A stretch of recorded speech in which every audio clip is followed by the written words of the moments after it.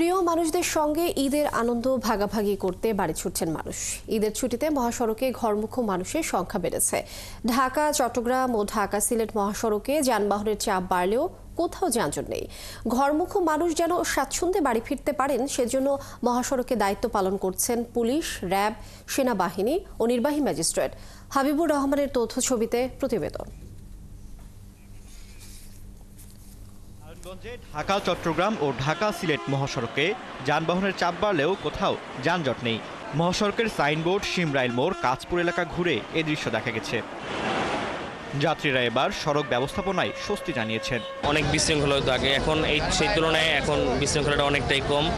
প্রশাসনও খুব শক্তভাবে আছে। ভাড়াটা যে ঈদের সময় যে বেশি ভাড়াটা নিত, সেই ভাড়াটা নেওয়ার এখন আর কোনো সুযোগ আমরা দেখতে পাচ্ছি না। প্রশাসন খুব তার আন্তরিকতায় কাজ করতেছে, তো আমরা সাধারণ জনগণ খুবই প্রশাসনের প্রতি খুশি আর কি। যদি কন্টিনিউ ফোকাস রাখে তাহলে আশা করি এটা নিয়ন্ত্রণে থাকবে। এদিকে মহাসড়ক যানজট মুক্ত ও যাত্রীদের নিরাপত্তা নিশ্চিত করতে হাইওয়ে আইন শৃঙ্খলা বাহিনী কাজ করছে।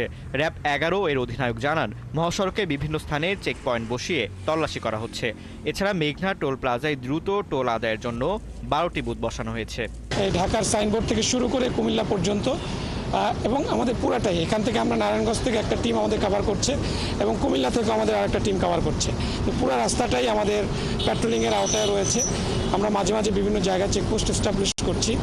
নারায়ণগঞ্জ জেলা প্রশাসক জাহিদুল ইসলাম মিয়া জানান, কাঁচপুর থেকে মেঘনা পর্যন্ত 40টি পয়েন্টে পুলিশের সাথে 116 জন আনসার ও 12টি মোবাইল কোর্ট কাজ করছে।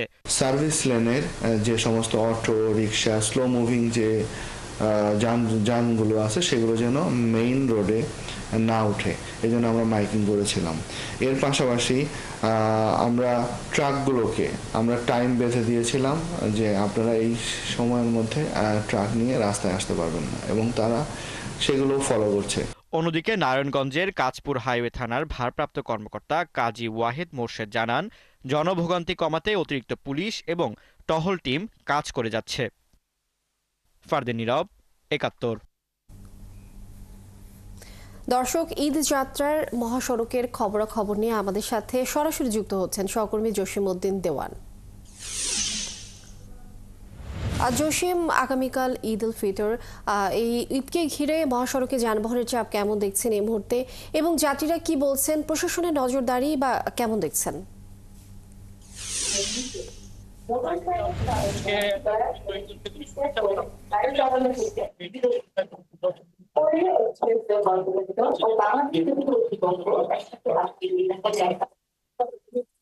যেমনটি বলা যায়,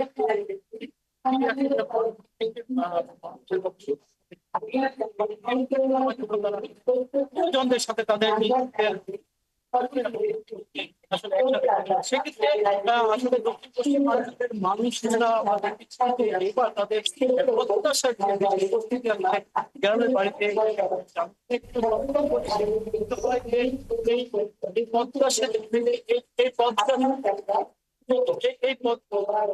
আমি যেমনটি আসলে বলতে পারি যে যদি আমরা 5 দিনের হিসাবে মানুষেরা তারা আসলে করে যানবাহন হয়েছে এবং 40 থেকে 50 লাখ মানুষ